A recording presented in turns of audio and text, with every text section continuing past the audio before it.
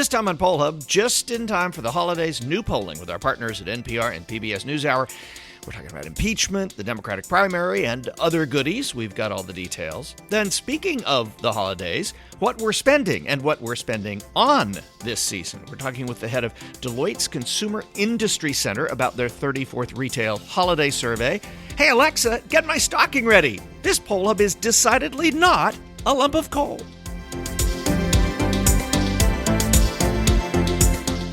And hi, everybody. Welcome to Poll Hub. I'm J.D. Dapper, Director of Innovation here at the Marist Poll. And I'm Mary Griffith, Media Director for the Marist Poll. And I am Lee Maringoff, Director of the Marist College Institute for Public Opinion. And Barbara Carvalho will be joining us in the next segment. We have a new poll out, and we asked a lot of questions about a lot of things.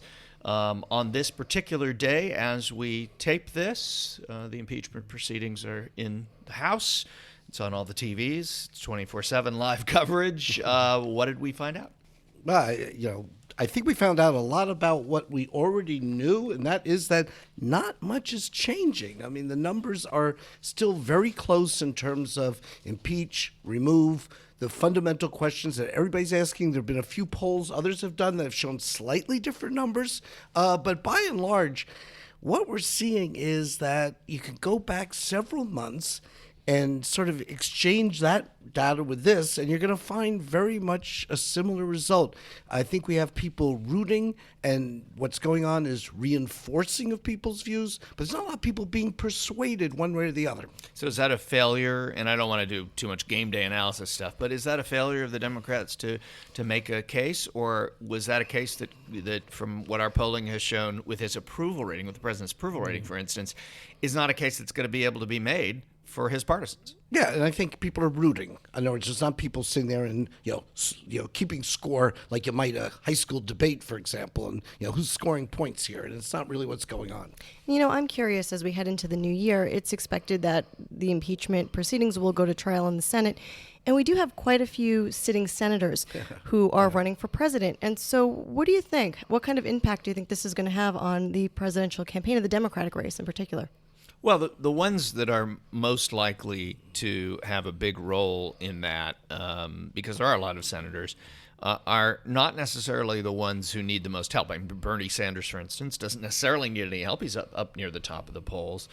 But Cory Booker, for instance, could make a name for himself, or Amy Klobuchar. But both of them kind of have in prior, remember, going into this campaign season, during the Kavanaugh hearings, they were the stars to some degree of the Kavanaugh hearings, as was Kamala Harris, who is no longer in the race. She might be auditioning for vice president. I think she's been doing that for a while. Anything's possible. Yeah, so I'm not super convinced that this would have a big impact, other than taking them off the trail and taking time and attention away from the presidential race. Well, there may be an incentive here for both sides, both the Democrats and the Republicans, I think, overall, to bring this to a close quickly. I don't think Donald Trump is going to be happy, despite his public statements, with an impeachment discussion dominating the news for too long. And I think the Democrats want to get back to the campaign because they don't want this to be a late chapter, particularly with the primaries coming up real close. And speaking of the campaign, fans of the podcast and fans of the poll know that the NPR PBS NewsHour Marist Poll has not done a Democratic toss-up until now. And so, Lee, why don't you kind of fill everyone in on the decision to include a toss-up at this point and what the toss-up shows? Well, the reason simply that we haven't is because we're not comfortable with poll results being such a critical part in determining who qualifies eligibility for these debates, has been the case. I think we've seen that play out, and some people aren't going to make it. And there's letters now being circulated by the candidates to get other people included. And so it's a little bit of a mess. And we've talked about at great length, but just to remind everybody, the reason that we have a problem with that is that making it at 4% and not making it at 3% is statistically impossible. This is just meaningless. And to use our poll or anybody else's poll to make that determination, we think is not a fair use of the polls. Anyway, go ahead. To Mary's question, the early on, the polls are even less meaningless than maybe even they are today, because people haven't decided. We know that from our polls. Most of the Democrats are saying they haven't made up their minds yet. So to then not allow people onto the stage when the voters they're appealing to haven't made up their minds yet seems to really go in fly in the face of any logic. So why now? So I mean, I think we're getting to the point where you do want, sort of benchmarks to compare to. So, the Iowa caucus, the New Hampshire primary, and the others are now around the corner when we turn the calendar clock to 2020. So I think it makes sense. And also, there's not a lot of debates left that are going to have this kind of eligibility criteria. I think it's now, winnowed down for good and for bad. And so when we look at the toss-up question among Democrats and Democratic-leaning independents nationally, again, this was a national survey, the top tier remains the same as we've been seeing in other surveys. So Joe Biden is at 24%, Bernie Sanders is competitive at 22%, Elizabeth Warren receives 17%, and Pete Buttigieg receives 13%. So what does that mean? A national poll right now of Democrats and Democratic-leaning independents is great, except that we could go back in 2008 at this point in the cycle, or 2012. Or, I mean, we can go to every cycle, and we can President find Howard Dean somewhere in there. Exactly. And so what does this mean when really all eyes are on Iowa, New Hampshire, South Carolina, Nevada? And even those polls, there have been very few quality polls. And in fact, some people are complaining that there haven't been, get this, enough good polls. We've gone from an era of too many polls to, gee, we could use some more good data on here. And I think, the national polls give a sense of where these people are. And some of them are even talking about, well, how would they run against Donald Trump, which, when Democrats are interested in electability, is no small matter. So I think that that's sort of an important dimension to it.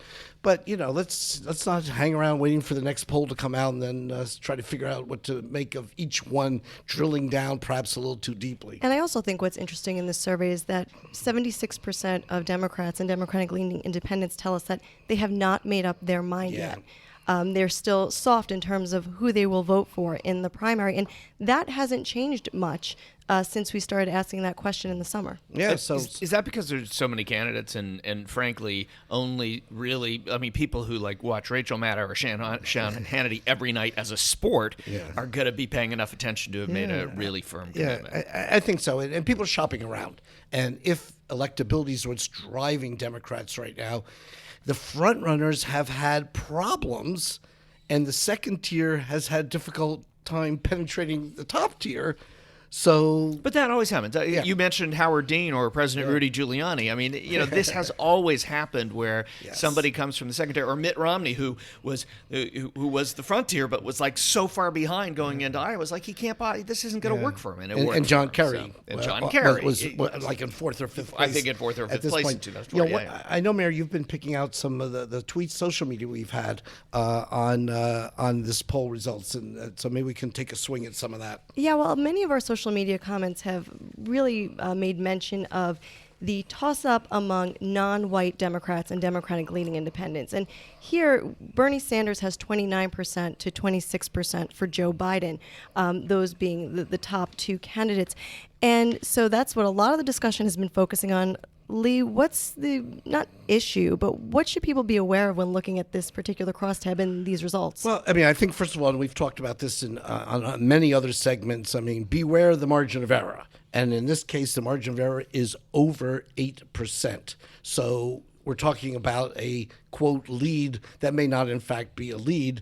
And again, I think, it's fair to say that Sanders' support is more of young than of older voters, and so that's where he's taking some support away from Biden among people of color. But let's not overplay this. And again, it's a benchmark. It's not the last word. Right. So I have a question on that because we have talked in the past about a case where the president tweeted one of our numbers about his huge increase in support among Hispanic voters from one poll to the next. And as we pointed out, we didn't highlight that because the margin of error was huge. The number of people we talked to was really quite small. Why do we put these numbers in there if they can be misconstrued? Because I think that's what you're saying here is don't throw it. We're not highlighting this because there's a big margin of error here, and you can't draw really firm conclusions from this. So why do we put it in there in the first place? Several answers to that. I think we're all about transparency. So people are going to ask, and we would rather have it there. But we also talk about the analysis we provide. And that's not exactly the headline that we're offering. In fact, I'm not even sure we wrote to it at all in our release. We didn't. So, what's there is there. But what we're all about on this podcast and on the academy that we've developed in terms of educating, poll consumers to have a better sense of this. If you drill down, understand that the error margin gets much wider. So don't put up the mortgage on those findings. Well, before we move on, Lee, there was a news report out recently on a USA Today survey, which talks about some hypothetical general matchup contest. Tell us what you found. Yeah. Well, this sort of got my dander up. Is that the correct phrase? Yeah. Sure. A canine phrase. It's always acceptable among us. Among folks. us, yeah. Yes. So USA Today asked a question, which thank you. USA Today asked a question about the national toss-up: Donald Trump versus Biden versus Sanders versus Warren versus Bloomberg and Buttigieg. I'm not sure if they asked anybody else, and what they found, different from other polls, is that Donald Trump is ahead of each of these Democrats. But there was sort of another big asterisk next to this. They asked the question in terms of, do you going to vote for Trump, Biden, or a third-party candidate, unnamed, a generic third-party candidate. Generic does very well. Much more than the generic is going to get. Generic is always like none of the above and the kind of thing. But what the generic is taking away, it's taking away from the anti-Trump vote, because they're getting, in each of these cases, the generic is double digits. Trump's number is 44, 44, 45, 43. Sort of a little bit higher than his approval rating, but not much. Not much. But the Democrats are in the 30s. And that's because it's being siphoned off into this generic third-party candidate. It's interesting, sure, there's sentiment at this point for third-party candidates, but you got to put a name in there up against the names. And also, the Democrats aren't unified at this point. So there's a lot of Democrats who are going to say, geez, I don't know, because I'm a big Bernie fan. I'm not exactly going to say, oh, I like Biden too. I'm not ready to make that commitment. I may be in 3 months. I'm not there yet. So we're not really happy with this question. Watch for question wording before you jump to the headline that says Trump leads against all Democrats. Not true. So I'm back, and we're going to have a little bit of a topic changer this time around, holiday spending. And joining us is Stephen Rogers, Executive Director of Deloitte's Consumer Industry Center. Stephen, thanks so much for joining us today. It's a pleasure, Barbara. Now, you guys have been doing this survey on holiday spending for 34 years, I think. Is that right? That's correct. Yeah, it's quite the franchise. Yeah, absolutely. So perhaps we can start out a little bit for the poll geeks who like to listen with how the poll was actually conducted and how you went about finding out Americans' opinions. Sure. So I'll share a little bit on the objectives and then a little bit on the poll. So, the study aims to understand consumers' intended shopping behaviors and spending for the end-of-year holiday season. And what we do is we commission and conduct an online survey with an independent research company in early September to gather that. And it polls a nationally representative sample of over 4,000 shoppers and has a margin of error of approximately, give or take, 2%. Okay, plus or minus, as we like to say, right? That's right. So it's specifically shoppers. And so how has shopping evolved over the last 30 years? Well, as you might expect, shoppers always like their price promotions and they like to find the right product. But over time, they've also started to steer towards convenience, right? And so we've seen increased activity online. So shoppers told us that they plan to spend nearly 60% of their total budget online. That's up 8%. Is that just from last 4 years? Okay. Yeah. And mobile devices are increasingly becoming a point of sale anywhere, right? It's convenience in our pocket. And so what we've seen is an increase in folks' purchases on mobile devices 70% say they intend to purchase on their mobile device, and that's up considerably. That's up from 59% 2 years ago and 41% 4 years ago. You know, I'm old enough to remember when people were really suspicious about shopping online. Have we thrown away our concern for privacy? Well, that's a good question. We didn't test for that, right? So shoppers are increasingly becoming aware of what the experience is like online, and they're becoming more privacy aware. But specifically, while we tested for some of it, it suggests that they're not concerned. So right? two quick questions. One is we know that the economy in many ways is booming. What is the spending looking like from what you're seeing, from what the projections are, and are people spending more than they did last year? And then I'll follow real quick with that, which is what are they spending on? What are the hot segments this year? Sure, great question. So shoppers told us that on average they're going to spend approximately $1,500 this year. And a good portion of that is shifting towards socialization or socializing away from home or inside the home. Interesting. Yeah, so about $600. So the experience kind of spending, which we've seen kind of in other times of the year and in other sectors. That's right. And so that's led to a prediction that spending on gifts will decline this year. And that's the first time we've seen that in about 6 years. Right, so only about $510 are on gifts, and in fact, the projected average number of gifts haven't really recovered since pre-recession levels.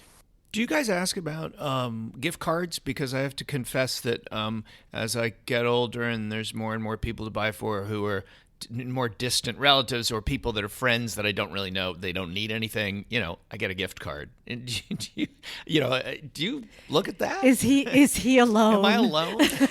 You are not alone. Gift cards usually top the list, right? Really? It's back to that convenience factor, right? The other categories that sort of top the list are clothing and accessories. Food and beverage is interesting because it's crept up there. And that's probably related to that socialization, or I keep saying socialization, but socializing at home. Yeah. And then toys, as you might expect, followed by electronics. Oh, we all love toys. Goods. We do. They just seem to get bigger and more expensive. Although, I don't know that whether you've tested, Legos, but I find that just anecdotally, that seems to have no age range whatsoever. They seem to be popular for kids of all ages. I fit into that category myself. Yes. What about regifting or resale items? Because that's another thing I have to confess that, like the gift cards. I guess I don't have to be ashamed about the gift cards. That's number one. What about regifting stuff and resale items? Yeah, that's an interesting trend this year. Just over a quarter of folks say that they're going to gift a resale item. And their real reasons for doing it are first, saving money. Second, affording a luxury item that they wouldn't otherwise. And then there's also an environmentally sustainable aspect to it, right? And the industry has come to meet it, right? There's some players who've really industrialized the opportunity to find those gifts, right? I won't name names, but there's some major players who have found their way into that space, and it's attracted some traditional players into the space. Interesting. Now, not everybody's into it, I must say. This is a generational divide.